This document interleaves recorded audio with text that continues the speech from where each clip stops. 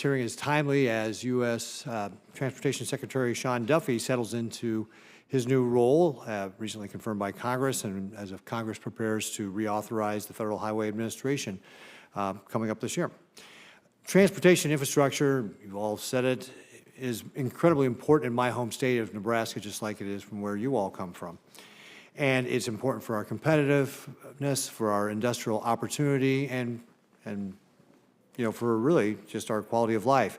And so it's something that we want to make sure we're doing the best job possible. As we're looking to reauthorize toward highway reauthorization, states need to be playing a more active role in the programming. I'm biased because I was a former governor, and I believe that we ought to allow states, and Mr. Carroll, you even mentioned this, that people locally are going to be able to have a better connection with what is needed locally. And that's why I think one of the things we need to be doing is going through, the Department of Transportation should be doing something where we've got empowering states through the formula funding to be able to let them make the decisions and not cherry pick different green projects that are discretionary grants. I'll just give you an example with the ones that we were talking about, or we've mentioned a little bit earlier with regard to electric vehicles. There's been, grants for electric vehicle charging stations and so forth. But in Nebraska, electric vehicles don't work so well. Like electric vehicles on the East Coast and high urban areas, they work pretty good. But in big rural states where, last week the temperature in my state was in the teens and in the single digits, you lose about 40% of your charge on a battery. And I've got communities like Bloomfield and Alliance, Valentine, they're 45 minutes from the nearest charging station. So it's not very practical to be pushing that solution. We ought to allow American innovation and consumers to decide how we address these issues of reducing the impact on the environment.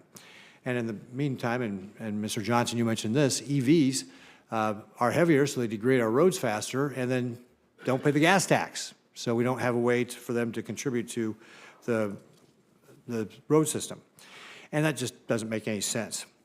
Ms. McCurry, as Commissioner for the 10th largest transportation system in the country, I'd like to hear your thoughts on what the Department of Transportation could do with regard to formula-based funding efficiencies.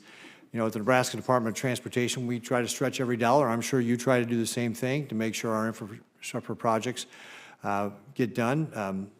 When you have unpredictable funding schemes, that obviously creates havoc with that. And in particular, I want to could you talk about the flexibilities that would be important to the states, and Chairman Capito mentioned this, on the August redistribution. Those funds come late. It makes it difficult for departments of transportation to plan. What can we do better with regard to that? Our Department of Transportation cited flexibilities in the PROTECT Act, but I'd like to hear what you think about how can we address this? Thank you, Senator. As far as flexibility, AASHTO would encourage more flexibility among our programs. There are some programs, especially the core programs, that have flexibility that you can flex up to half from one program to another, but that's only in what's called the any areas, not necessarily sub-allocation by population. And the other flexibility I think we would suggest in reauthorization is looking at the PROTECT program, the NEVI program, carbon reduction, and put those under one umbrella to give states more flexibility, where NEVI may not work as well for your state, but it might work better for another state. To give states, again, sort of that home rule decision-making, to have portability and flexibility across programs. The other important part about flexibility of programs is actually in the delivery of projects. If there is an impediment for delivering in one federal program bucket, you don't want to forfeit that money or let that money lapse. It would be better if you could flex it and deliver another project with still meeting the legislative intent of programs over the life of a bill.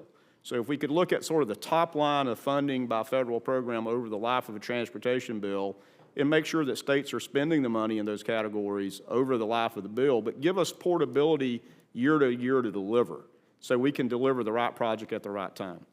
As it relates to August redistribution, a very complicated process, and we thank you for the WRDA bill that started to address this large number that has risen because of not using the allocated funding predominantly from discretionary programs.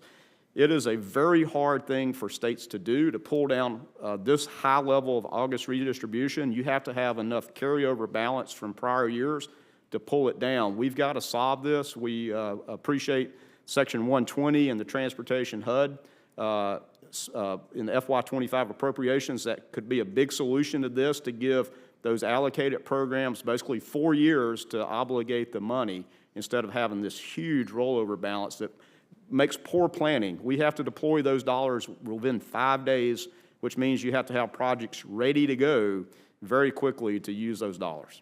Yeah. And Chairman, may I just real quickly with Mr. Johnson, you mentioned NEPA and other states doing it. Nebraska is one of those states that has started this process. One of the things our Department of Transportation says is that waiving sovereign immunity to implement NEPA compliance at the state level is a very heavy lift. Just quickly, in your opinion, what amendments to federal laws are required to quickly construct infrastructure while maintaining high environmental standards, and specifically around taking on the NEPA requirements? Senator, I'm sorry, I'm not sure I understand the question. What kind of reforms, if your state wants to take over NEPA, one of the things we've encountered is you have to waive sovereign immunity, and so that's a roadblock for us. In Nebraska, it's a heavy lift. But are there other things you think that are roadblocks or things we could do in federal law that would help states be able to take over the NEPA responsibilities?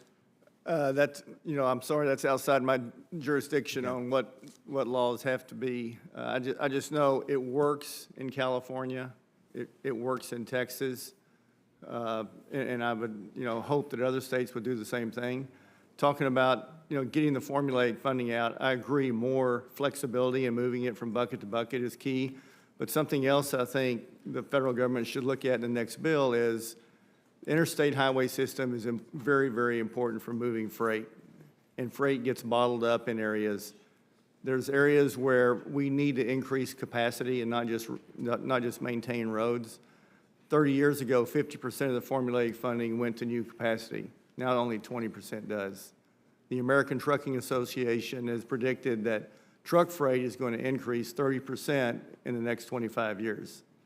That means we need more capacity on the U.S. highways and the federal highways to move freight by truck from the ports and into the ports and out of the ports.